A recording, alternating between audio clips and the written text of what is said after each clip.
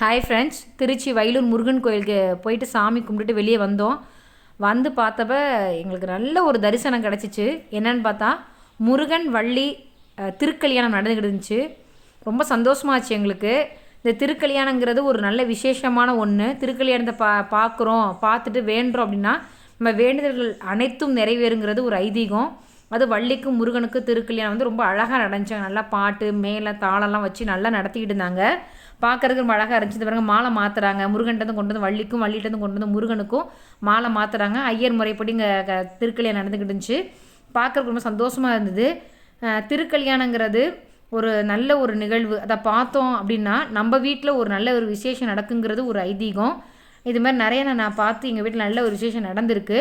திடீர்னு எதிர்பார்க்கவே இல்லை. இந்த திருக்கல்யாணம் நடந்தது எங்களுக்கு ஒரு நல்ல ஒரு, நாங்கள் வேண்டிட்டு வந்த வேண்டுதலைக்கும் இந்த திருக்கல்யாணத்துக்கும் ஒரு நல்ல ஒரு வைப்ரேஷன் மாதிரி நாங்கள் ஃபீல் பண்ணுறோம்.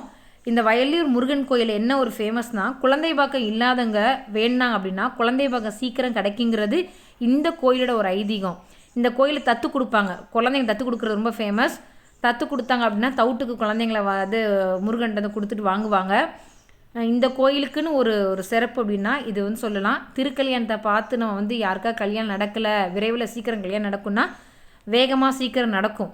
இந்த காட்சியை பார்த்தீங்க அப்படின்னா உங்களுக்கு வேண்டுதல் தான் வேண்டிக்கோங்க. உங்கள் வேண்டுதல் அனைத்தும் நிறைவேறணும்னு சொல்லி நான் கடவுள்கிட்ட நல்லா பிரார்த்தனை பண்ணிக்கிறேன். நல்ல ஒரு தரிசனம் பாருங்கள், உங்களுக்கே தெரியும். அழகாக முருகன் நல்லா வந்துட்டுருக்காரு.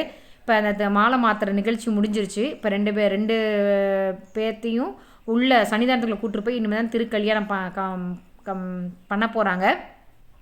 இந்த கல்யாணம் முடிஞ்சதுக்கப்புறம் சாப்பாடு எப்படி ரியலாக மேரேஜ் நடக்குமோ அதேமாதிரி சாப்பாடு எல்லாம் போடுவாங்க. இந்த சாப்பாடு சாப்பிட்றது, இந்த திருக்கல்யாண சாப்பாடு சாப்பிட்றது ரொம்ப வந்து நமக்கு நல்ல ஒரு புண்ணியம். சாப்பிட்டுட்டு மொய் எழுதுவோம். இந்த திருக்கல்யாணம் பிடிச்சிருந்துச்சின்னா லைக் பண்ணுங்கள், ஷேர் பண்ணுங்கள், கமெண்ட் பண்ணுங்கள். பபாய்.